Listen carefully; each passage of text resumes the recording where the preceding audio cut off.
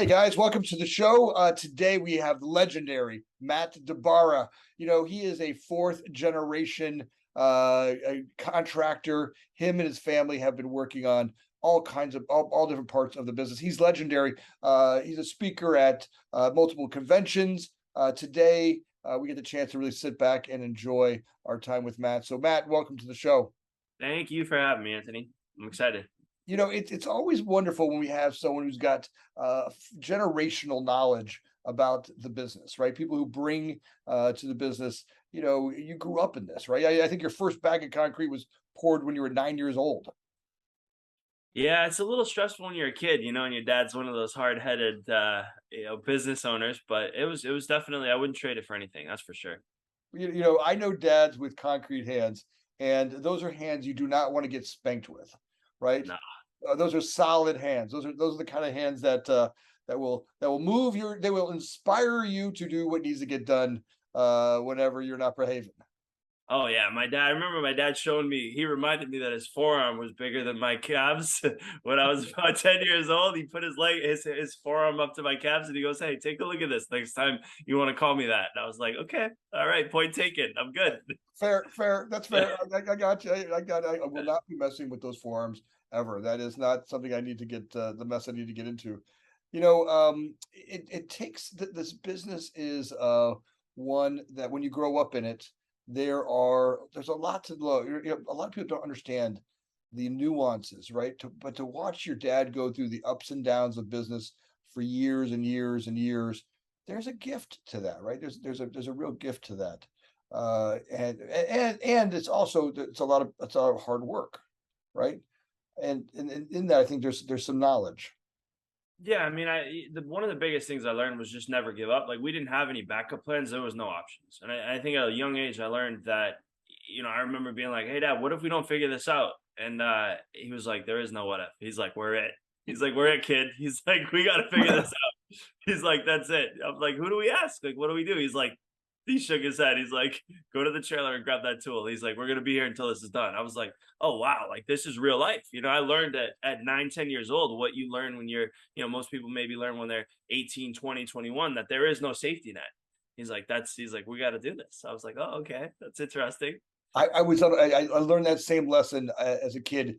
I was on a roof, and my dad had ripped the roof open. There was a leak in this property that we'd owned, and we bought the house for $900, right? And it had a fire in the middle of the living room. Right? It was like a homeless house for years, and it was abandoned. And people were burning fires in the living room to stay warm. And there was a hole that went all the way through the whole roof. And we bought the house for $900 down on some sort of tax sale or something.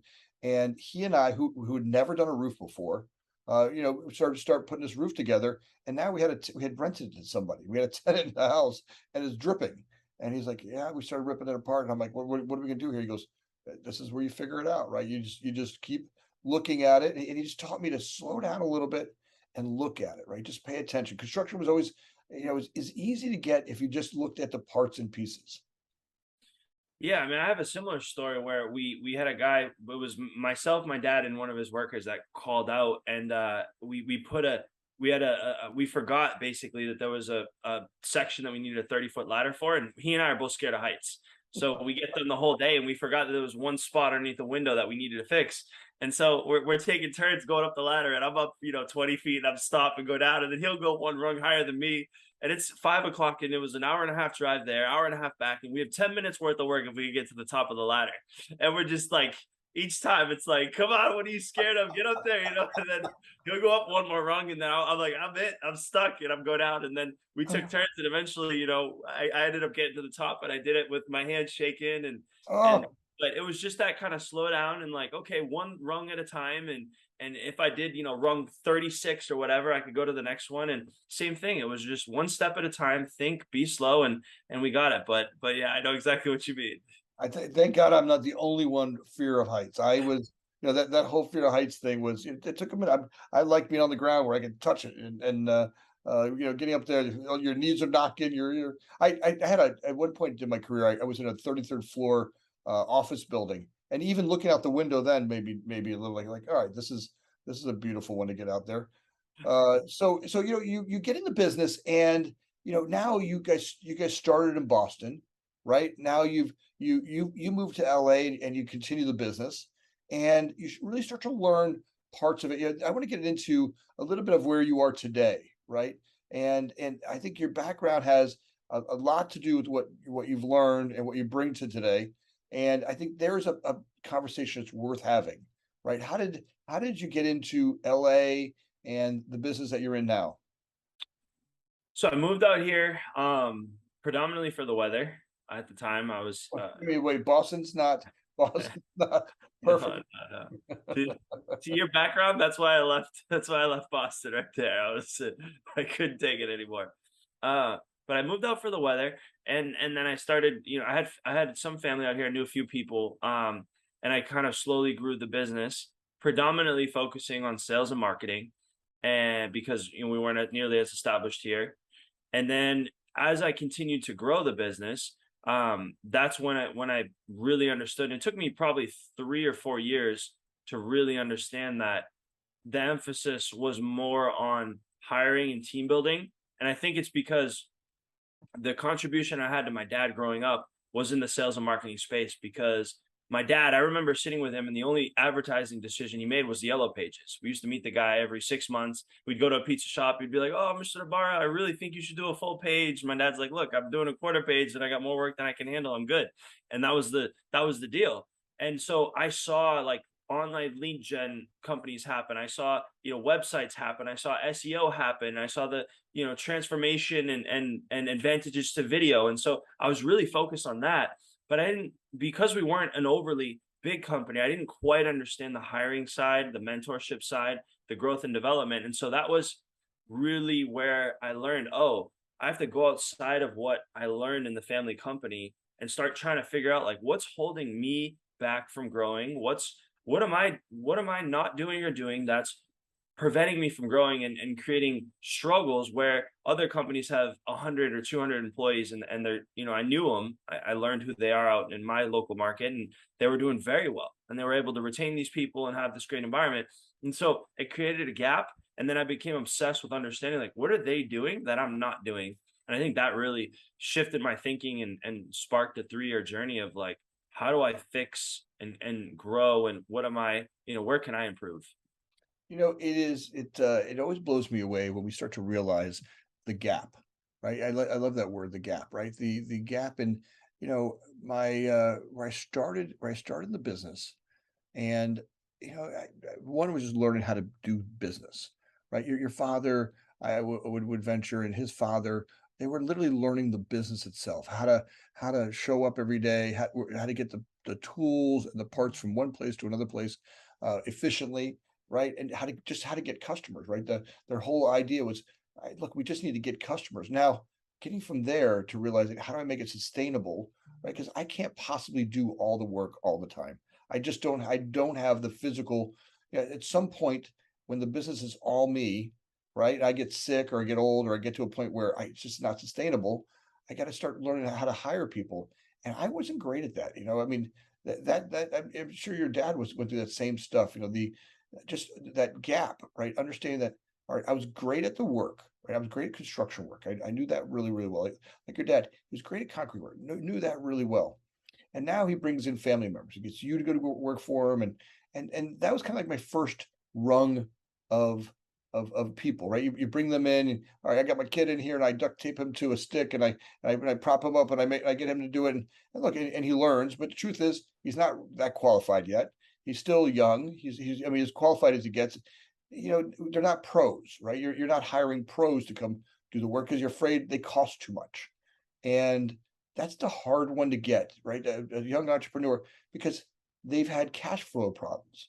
So what happens is that cash flow problems stop them from thinking the next step, right? Hey, I got to find great people. If I'm really going to make the business happen, I got to find great people, right? So how do you start to bridge that gap? It's difficult. I mean, I remember being a kid and arguing with my dad, and saying, look, he'd say, I had all these limiting beliefs. Nobody will work as hard as family, can't trust anybody, got to be on the job site. Like that. I heard that day in and day out. And my dad wasn't wrong per se. He was right for where the business was. but he was wrong for where the business wanted to go. And Mhm. so it was a very interesting thing where it's like, I love my dad. He's right about this particular moment in time, right?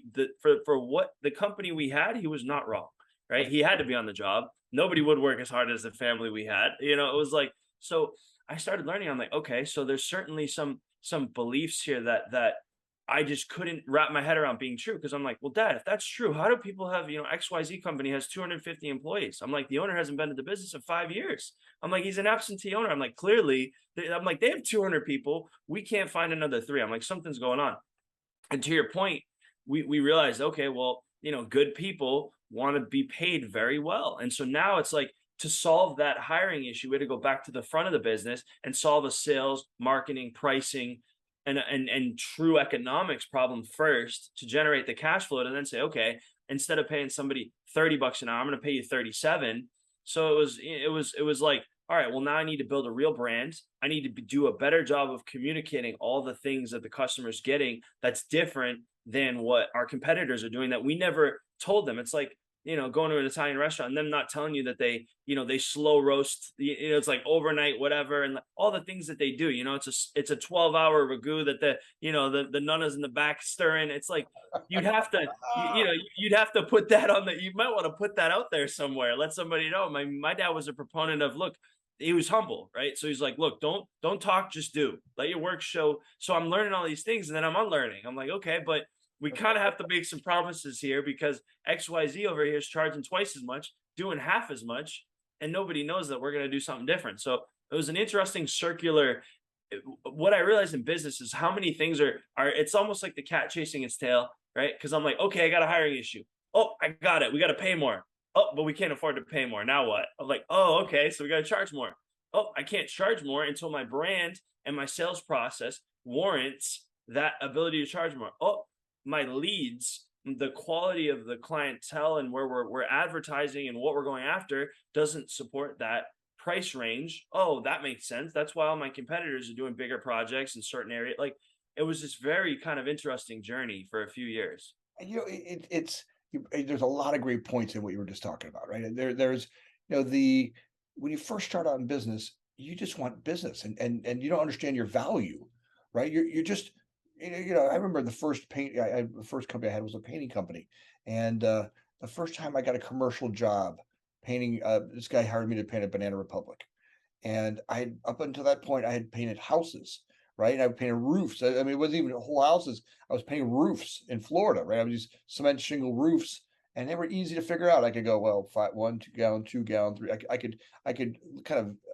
I had no technique for measuring or knowing how much paint to use. I just kind of, I knew a gallon of paint would cover X. X. I could kind of look at it and go, all right, 1 2 3. I could look at that, and then I would just kind of double it, and all of a sudden, someone said, "Hey, would you like to do a Banana Republic?" I'm like, Of course I would."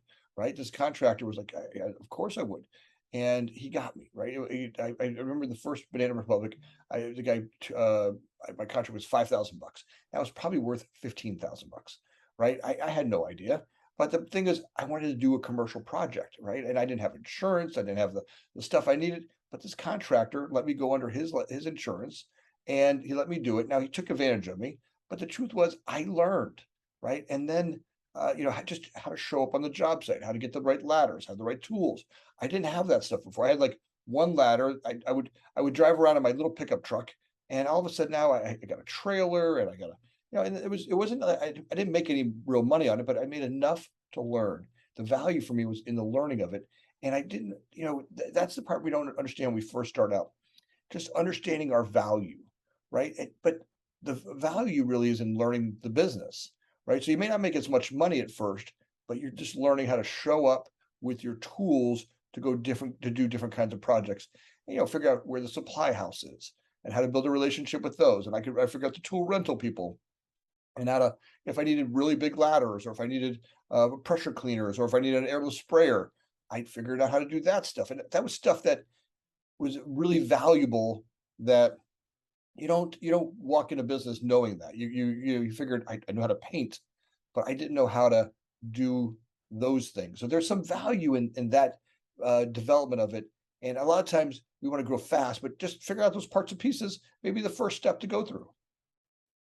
Yeah, the fasting was a big one for me. Learning that it's it's that like logarithmic curve, if you will. It's that kind of it's so slow and steady, and I've seen that in my business so many times where I want to move quick and I want to scale, or I want, I get frustrated at the end of the year if I looked at my gross income from year to year. But it was the learning and the knowledge that I didn't appreciate until, I mean, gosh, really the last 4 or 5 years, where I was like, oh, okay, I'm now in a situation where I understand all these things. But I almost think of it like a key and a lock. And if you have one little thimble that's like worn down and you twist that lock, and you could be like, you think you're miles away sometimes, and you're like, oh gosh, I got the wrong key. And I remember my grandfather, and he took the key and he showed me. He's like, "Oh no, look." He said, "It's worn down." And he got a copy of the key made, and he showed me how, he's like, "You see this little spot?" He said, "It's worn down. I can see it." And I was fascinated by the fact that this door would not unlock by being just maybe, a millimeter worn down on this one area. And it was such a good lesson in life, because I'm like, sometimes you can be just one little knowledge or nugget or understanding away, and things do not, life is fickle. It will not unlock until you have every area right. And business was like that. Like, if I didn't have everything proportionate, that's what I one of the big takeaways. It's got here. Every part of it has to be in alignment, right? You've Yes. got to figure out, you got to go solve each little hump of the key, right? And each part of that takes a little bit of a learning, right? I mean, how to make payroll every week, right? At first, it's just get money from a client, put it in your pocket, and hand it out on Fridays. Right now, you've got multiple people. Now you got taxes to pay. Now you got employment taxes to handle. All that stuff. The first employees I had were literally friends, college friends that I went to school with, that I would, talk them into coming to the job site, and I'd made, 500 bucks a day. I'd pay them, 300 bucks a day, and I'd give all my friends the 300, and they each get 100 bucks, and I'd get 200 bucks. Like, that wasn't fancy, but that was just the start of a little business, and that's what's really great, is that you don't have to take on all of it, right? But as you do, as you start to get on and you start to look at your business, what holds us back are the learnings in each one of those. Now, a lot of people are stubborn, right? Especially old school. Right? I came from an old school group of people that, they didn't understand the value of bringing someone outside to learn from, right? How to shorten that learning curve, right? There was a little bit of school of hard knocks, and today, as I grow multiple businesses, right? I've got multiple businesses all around the country, all around the world. And now I understand that the value of bringing in consultants, right? People who come in and can look at the business in a much different way than I ever did before. Today I have there's teams of people around me who support me and my business growth and the businesses that I want to grow, right? They come in and they really show me the steps, the things that I can't see, the blind spots that I can't see. And there's some real value to that. And as you work with companies and entrepreneurs, right? Because a lot of times the entrepreneur they're the bottleneck, right? I was the bottleneck in the business, and I talk about it all the time how I didn't realize I wanted to, I got significance out of running the business my way. There was real significance in that, but it was also causing a lot of the problems that we were having in our ability to grow, right? To take that next step and to grow. No, I couldn't agree. I couldn't agree more with what you just said. Honestly, I mean, that was my journey to a T. I mean, I think the one thing that I'll thank my dad for is that he was very good at. We had no rank and file in the company. It never mattered. Like, whenever there was a problem, he'd put us all in a circle and he'd be like, "What do you all think?" He's like, I want to know from every single one of you. There'd be 6 or 8 of us. He's like, "How would you solve this?" And we hit a water main and water's gushing out, and he'd get everyone and he'd calm down and he'd be like, "All right, come here, huddle up." And he get even a laborer, laborer would be on the job. He'd be like, his third day, right? Water's gushing out. He'd be like, "What would you do right now?" And sometimes it would blow my mind. I would, in my head, I'd be like, "Dad, why are you asking this guy? He's been here 3 days." And that guy would have the best idea out of everybody here. There were people that my dad had for 25, 30 years, and they'd be like, "Oh, well, I do this." And he's like, and the laborer's like, "Well, I heard the owner talking about how they needed to shut off the water and there's a valve over there." My dad's like, "That's it. I like it." Like, and it would blow my mind. And so I learned at a young age that there is the true innovation is the blind spots, and it always came from people. It'd be the last person I ever expected to give the idea that would do it. And my dad, he would always do this, huddle up, and I'd be like, "Oh, here we go again, huddle up. I'm like, here we go again. And then the idea would come and we'd fix it or figure it out and we'd move on. And it was never the person I thought it was, which made me think I clearly don't have the ability to predict. If I went up to who I thought it was should be and said, what would you do here? I'd always have the least compelling idea. That's all right. Having that relationship and the wherewithal to say, hey, I'm going to bring in some outside help. I was hanging out with this woman the other day, and she told me this wonderful story. She goes, Anthony, and she's an older woman. She's got to be in her late 70s, right? And she goes, my granddaughter came to me the other day, and she had this. She was in my jewelry box, and she had this ball of necklaces, and they were all like in a knot. She's like, Grandma, I keep pulling on these and they keep getting tighter, and I can't figure out how to get the necklaces undone. And she takes the necklace and she goes, let me see what I can do to help you. She takes the necklace, she looks at them, and she pulls a little bit. She notices that she's right; they keep getting tighter.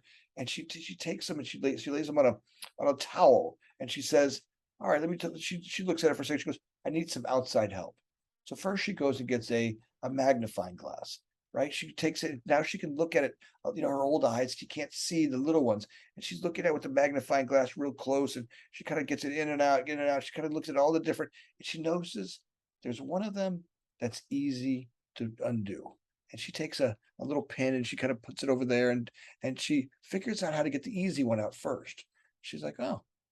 And Carol says, I got the easy one done first. And then I looked at it and I said, I know there's a second one. Then I get the second one, and that one got easier. And then I got the third one. The third one was kind of hard. I had to do a little digging. But what's funny is when I got the third one, the fourth and fifth one, they fell apart. That's a lot like what we go through it as entrepreneurs, right? Sometimes I need that outside help, that magnifying glass, right? To bring somebody in to look at the business different than if I keep pulling, right? Doing the things the way I've been doing. If I keep pulling, the knot just gets tighter, right? It's a really hard metaphor for a lot of us to get, but I think we all understand that there's a point by which if I could have changed it, I would have, right? If I knew how to change it, it would be done by now because I ultimately want the best for my business. But the problem is I'm limited by my beliefs, right? And the stuff that I've been brought up on, and a lot, like you said before, I loved what you said. I might have to unlearn some of those behaviors. And how do you bring in the contractor consultants or a company like yourself to really start to look at their business, right? To really start to look at the parts and pieces they're binding them together. Yeah, I mean, the contractor consultants as a whole, we really came about as just like, I almost think of it like the mad scientist thing. I didn't really know. I had a glass ceiling when it came to hiring about 3 years ago, specifically. I thought I had made it. I'm here in LA. I'm working for the movie stars that I grew up watching. I'm doing commercial work. I'm doing government work. And I'm like, I was at the pinnacle of, the minute I guess your ego steps in, you're reminded how humble you should be, because I thought I had made it. And then I remember getting a call from one of my site supers, and he tells me, he's like, hey, we got an issue. He's like, so-and-so, one of my lead foremen, he goes, showed up late again. And I was like, well, you know the deal, number 3, we got to let him go. He's like, well, if we do that, we're not going to be able to finish the job. I'm like, what do you mean we can't finish the job? He's like, yeah. He's like, we've been hiring and posting ads on, we had like 2 places we would do it.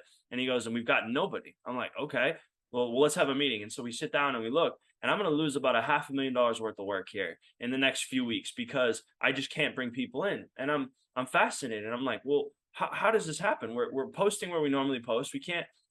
And I'm like, so immediately now my whole vision of having this American dream, this company, my family legacy is starting to shrink, right? I'm like, I'm losing work. I got guys showing up late. One of the most proud things as being a business owner is to have my culture, to be able to enforce the culture and say, I'm going to reward those who do well. And I'm going to work with and or let go of those who don't meet the standards. Like that, that was it. And it was a very growth oriented culture. And now all of a sudden I got people showing up and working hard every day next to people who aren't working hard. And it killed me. And so I just went on this journey of, I called true story. I called my CPA and I said, what is the most amount of money I can spend outside help, right? I called my CPA. I said, what's the most amount of money I can spend where I won't hurt the business cash flow wise? I said, I don't want to make a penny. And so she gave me that number. And so then I sat down with an assistant I had and I said, look, we're going to figure this thing out. And we just went crazy. So for 3 years, I tried, literally everything I could. And the more I tried, like you said, the tugging, the more it just wouldn't work. And I kept having to add things. I add employee referrals. I add recruiter cards. We got so crazy that at one point I went to my suppliers and they wouldn't let us advertise. I'm like, if I could put a billboard, all my potential candidates are there. They go, we can't do that. It's favoritism. I said, all right, no problem. So I saw like one of those guys spinning a sign that said like mattress closeout. He's on the sidewalk. So I said, hey, I was like, you want to work Saturdays? And he goes, yeah. I said, all right. So I made a sign that said hiring top masons and concrete finishers, pay $45 an hour plus. And he's spinning the sign on the sidewalk, right? Like as they're pulling in. I mean, we literally tried. When I say everything, I mean, we did technology related things like geofencing. I hired copywriters, professional strategic writers to actually write my ads based on, who we're going after. I mean, it was 3 years of everything. And then it's tough because I didn't realize, I knew that I eventually had a backlog of candidates. And at the same time, in about 2.5 years, the market got much harder. And I started showing other contractors what I was doing. So I had friends, right? Pete, the stucco guy, right? He calls me up. He's like, oh man, my life sucks. I can't find people. I'm like, hey, well, why don't you try this? Tries it, it works. I had him put a coffee booth. So at this point, we had refined the strategy. So now instead of being confrontational and having the side spinner, now we got a better idea. I asked a friend of the family, and I was like, "What would you do here?" He was like an old school guy, and he goes, "Well, make friends with them." He's this older Italian guy. He goes, "Come on, man." He's like, "You're not thinking right. Make friends with them." He goes, "Why don't you put coffee there?" So we approach them and we say, "Hey, we'd like to sponsor coffee and donuts for everyone that comes in Monday through Saturday. The only thing we want in exchange is just put a card down that says we're hiring." Every supplier was like, yeah, this is great. We love it. This is awesome.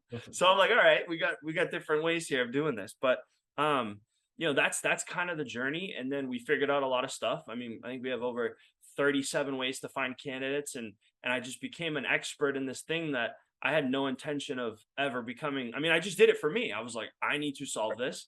And then started helping other people. And then I had a baby. My other half's pregnant and she's like, hey, you can work 100 hours a week. And so I ended up putting it in a course. I mean, but that's kind of the evolution of it. Nice. So talk to me a little bit about the course itself. So now you've got so the company's called the Contractor Consultants, Correct. right? And talk to me a little bit about the course and how, so I'm a business owner and I want to learn, right? How do I do it? How do I sign up for it? Talk to me a little bit about what steps I'm taking when I sign up for this. Yeah, so it comes out in probably it'll be out in about 3 weeks officially. A few things we're adding, but the way it's structured is 4 parts, right? Because you need a system. Right. Find, vet, hire, retain. So just like we talked Find, about the vet, business, hire, retain. correct. Find, vet, hire, retain. Great mantra. Okay, good. Yep. Got it. So just like we talked about the business, when I started with the team making this course, we realized it was like the same exact. It's so funny we came full circle here, but when I started putting this together, I'm like, okay, I'm going to teach people how to find, right? Because nobody can find candidates. That's the hardest thing. So the minute I did that, I go, well, if they don't have a way to quickly sift, sort, and screen them, or a way to organize where those candidates are, they're done. I've just overwhelmed their system. So I'm building this course out. I'm doing the outline, and I'm going, okay. And then I'm doing the vet, and I'm like, okay. So we go through the different ways to vet and how to have a skills assessment, meaning a way to physically verify the skill set of whoever you're looking for, whether it's office or field, and how to design that.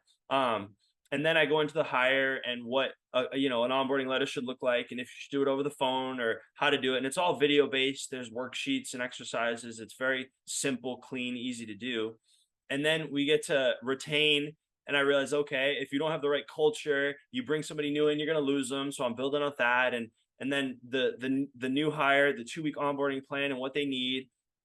And so it was just this very much just like a mini business, and then I realized I was like, oh, well, this is why there's so few really big companies in many marketplaces. And there's so many smaller companies, 10, sub 10 or less employees, is because I'm like, this is really, really complicated. Right. That's right. It's a lot. It's a lot to do, especially when your head's down and you're working all day long. Right now, you're asking an entrepreneur to go, all right, hire, find. All right, look, if I could find them, I wouldn't have this problem, right? The problem is I'm working all day long. I don't have time to stop and go find. The old adage where the guys comes walking in the woods and sees a guy cutting down a tree, and he's just going at it, cutting the tree down, cutting the tree down, cutting the tree. You're like, hey, maybe you need to sharpen that saw. No, no, no, I gotta cut the street out. I gotta cut the street out. Right? Stopping to sharpen the saw and find people. Right? Just find them. Right? So you get Matt DiBara's course and you learn how to find people. Right? So that's gonna take a second to stop, sharpen the saw, go and learn how to find people. So that's a good step. Yeah, I think yeah, it was just how much went into this. I think really blew my mind. I mean, we built out. I mean, it took us. We thought this was going to take 6 months. It took 2 years to build out the course. Put it that way. I mean, to really build it out. To actually, I mean, we filmed it professionally. We had some of the best business. I tested it with business owners from. I'm newly licensed. I just got my license. I said, okay, here, take this course. I want to see if this helps you. Is it easy? Do you understand it? Right? Electrician, been working for somebody for 20 years, goes, I'm going to do this on my own. Great. Take the courses of work. All the way up to a guy who I know very well. He has 5 companies, does over 100 million a year, right?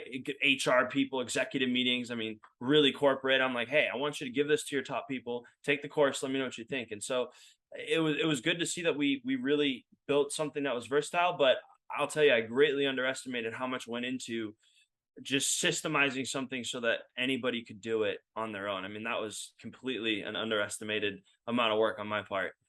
Well, I think that's that as you develop it, right? You're trying to figure out how to make it so it's intuitive, right? So you know, I love when we go to put these courses together, and but it's a guaranteed result. Look, if you go to this course, right, you guys have really set up a formula where if they do your course, they essentially walk out as an industry expert in how to hire the right people, right, and how to bring them on, attract them, and keep them on board with you, right? Your course really does take that 20 years that took a lot of people to learn. It took me to learn, right? I've been doing this for 25 years. I would say the last 6 years have been the best I've been able to do, right? 6 years ago, I really started hiring great people, right? It took me, 19 of 25 years to be able to do that, right? And a course like yours helps shorten that gap that you don't have to go through the school of hard knocks for 19 years trying to figure out how to hire people.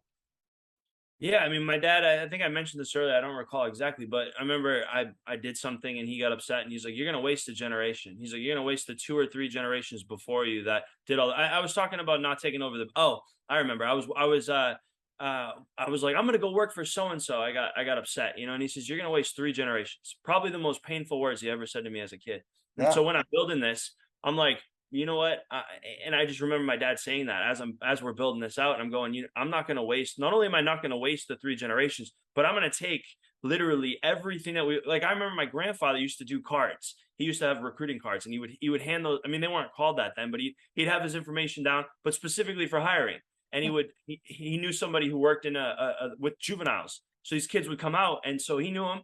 And he'd say, look, you send them to me. He's like, I'll work with them. I'll train them. We'll get them, we'll get them all ready to go. He's like, I got good, strong physical labor jobs. And so like we put all of these things in this course, but my biggest thing was how do I not only not waste a generation or 2 or 3, but how do I take everything that I know from 4 generations of our family doing this and all these little nuggets and compile it from old school to, geofencing, which is, I think, still something that most people aren't doing in the hiring space. That's literally the stuff that you don't know what you don't know. That's the realm that a course like yours teaches, right? Those kind of things like I know I don't know, right? There's kind of things like I don't know how to, when you talk about I know geofencing is. Do I know how to do it? No, I don't know how to do it. It's the stuff that I don't know how to do it. Where when I do a course like yours, all of a sudden I can go, man, that's a lot easier way of doing this. That shortcut right there, that shortcut helps me get to people that are, first of all, in my area, right? People that that I want to get to. Like I said, half the problem with hiring people is getting people that can show up at your office or show up on your job site on a regular basis, right? And then once we get them there, right, we find them, we got to vet them out, right? And then we've got to hire them, get them on board, and then we got to train them, right? That process, anywhere along the way, I can hire someone, and before they even start, they can quit, right? I can get them on board, and a week after they're on board, they can quit, right? All of that stuff takes lots of energy, and my goal is to try to mitigate as much of that as possible to really bring in, to one because I don't have the time, right? Because that's what I'm trying to solve right there, and a project like yours, a company like yours really gives me the chance to buy my time. And I say this every day. The more and more, the higher and higher I've been able to go and grow, I buy time. Right today, I'm looking for strategies where I can buy my time back, and getting a consultant like you to come in and to start to train me where I can buy that time back. It's really valuable. There's a huge value, and I can't speak enough to that. So if you're out there, you're really listening to this, and you're looking for those strategies for hiring people. This is one of those ones it's worth taking. Talk to me a little bit about the course and how they sign up. So we're gonna have a page which I can get for you, or we can figure out how to do that. But it's very simple. A page that covers all that they get in it.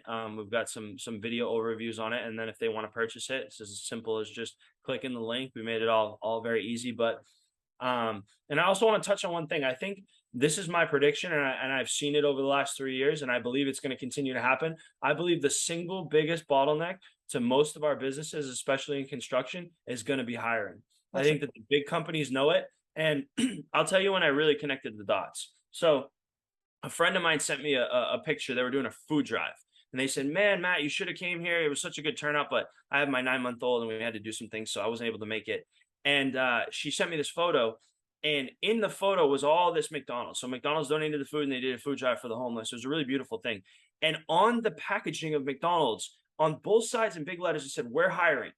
And I'm thinking to myself, they're not looking for customers. They're looking for people to work at their company. And so in construction, I think the biggest shift we're seeing is that from sales focused, from top line revenue, from bottom line revenue, to having the right people. Because I can tell you right now, and I think anybody listening will probably relate to this. You can look back at your growth, your real transformative growth in your business, and it's stair stepped up based on who you brought into the business. It's, oh, I finally found somebody. Great. I no longer have to do this. Or, my first hire, I'm not in the truck anymore. I mean, it's sequential. You remember that sale, Anthony, by how much you learned, but what's really unforgettable is the people you hire and bring into your organization, especially the ones you keep, and how that transforms the business. Well, I would say you can't get those big sales. You start off with the sales you can get, right? You're limited with your capacity. And as you learn to hire great people, you learn to get bigger sales, right? You can't show up at a table. You're not qualified, right? To stand in front of a customer, right? And offer services, your voice has to be qualified. They hear it. They hear your capacity. They hear it. Some of it is time. Time takes a little time to learn and learn the business. But also when they notice that, oh my God, they've got pros, right? I remember the first time I stood in front of a company like McDonald's and said, we're one of our biggest, in fact, our biggest customer and in the construction world. And when I sat in front of them, it was all about the people we had hired. Now I couldn't have done that on day one, right? I couldn't have walked in on year one, right? I couldn't. It took me 15 years to be able to sit in front of a McDonald's and first of all just to qualify, right? I didn't have the right insurances, the right processes, the right payroll, all of that stuff I needed just to show up at the table with them. And what happens is that all happens as we hire great people, and it frees me up to learn another part of the business, right? To go learn how to figure out how to do it. How do I even buy the right business insurance, right? I didn't know which one to buy. I don't know where to go get it from. All that stuff took. Insurance was a year of my time, right? Payroll taxes or health benefits, or all of that took a little bit of time to learn. And Matt DiBara, I really, to me, having a consultant like you that's been through this game, right? Just put together these courses. This is where I really pay to learn, right? You give me the short way of doing it, right? Where I can get in there and the hack of it, right? You've taken a strategy and put that together and really helped me shorten that learning lesson, that time frame up. And I'm buying time by working with a company like you. So it's quite great. You inspired me when I heard your story, and Connor had come in and told me about it. You inspired me, right? It really was something. I think you guys have got a neat thing going. I want to be the first one to start talking about it. You guys, the product isn't even out yet, and as you're developing that over the next few months and get that to market, I want to make sure that you come here and celebrate that with our audience. Our audience is all around the world. This course, I think, is going to be revolutionary. And I'd like to make sure, Matt DiBara, you and your crew get to come on the show more and more to talk about it. Thank you, Anthony. I appreciate that. And I think one last note: follow the money. Right? When I realized that most acquisitions in construction are directly related to the when I was looking at, I have a friend who's very, very successful, a mentor of mine in the business sense, and he was showing me a few companies he was looking at buying, and he had all the org charts up, and he's researching the people, and I said, "What are you doing?" And he goes, "Well, I'm thinking of buying this company." And he says, "I'm really, it's a strategic acquisition. So I'm looking at it for this." Now he doesn't know that I'm doing this course at this point, because I don't even want to, in the presence of him, he's so far ahead of where I'm at that I'm quiet. I'm humble. I don't really say much. I'm just listening. I'm a sponge. And I'm like, "Well, what's this?" And he goes, he's showing me the org charts, and he's looking up the people, and he's got these bios of all these people. And he's like, "Yeah, I'm really buying the company." He says, "I don't care about the sales or the equipment." He goes, "I can buy more equipment." He goes, "And I can certainly," he's like, "I can get more customers." He says, "But you see these 6 people?" He's like, "This is what I need." And in my head, I'm like, I'm building the hiring course talking about how important this is. And I go, "Oh, okay. If this guy who's, extremely successful in business, like never has to work a day in his life, probably his kids won't either. And he's literally looking at the people, the company, the org chart."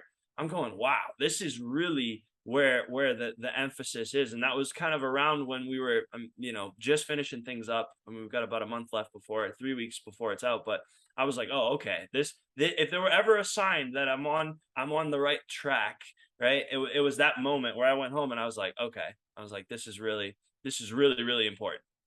Matt, when I heard what you guys were doing, I know what it takes to hire people, right?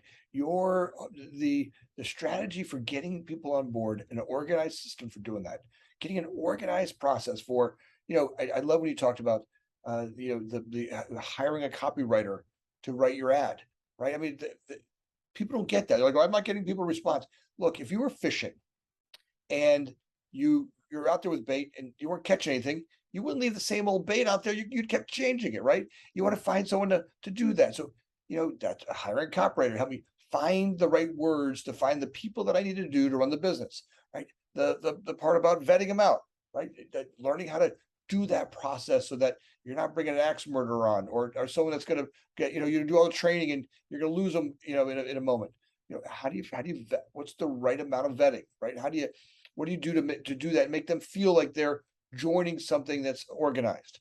How do you hire them? What's the proper paperwork? Is it a phone call? Is it a paperwork? Is it a contract? What's the agreement that we put together for your employment agreement, right? What should go into that letter? What's the stuff that I need to do long term to make sure I'm covered? Matt, the stuff that you're doing is awesome. It's every great entrepreneur has learned that these are the processes I've got to do to get to that next level. So I praise you and the work that you're doing. I want to make sure that people know where to find you. If they want to get a hold of you, Matt, where do they get a hold of you? So they can email me, md@thecontractorconsultants.com, or just head to the website and thecontractorconsultants.com. Real simple, real easy. Yep. Folks, please take a second and look it up. You're gonna love meeting Matt. He's just like a light in this world, and he's just a ball of energy and is up to some great stuff. And you want to be part of what he's doing. So please go look up Matt and let's support the work that he's up to. So Matt, thanks for being on the show. I'm so grateful for your time today. Thank you, Anthony. Appreciate it. Awesome. All right, folks, if you like the show, please take a second and like and subscribe. As always, we're grateful for you listening all the way through, and please share this with your friends. Thanks.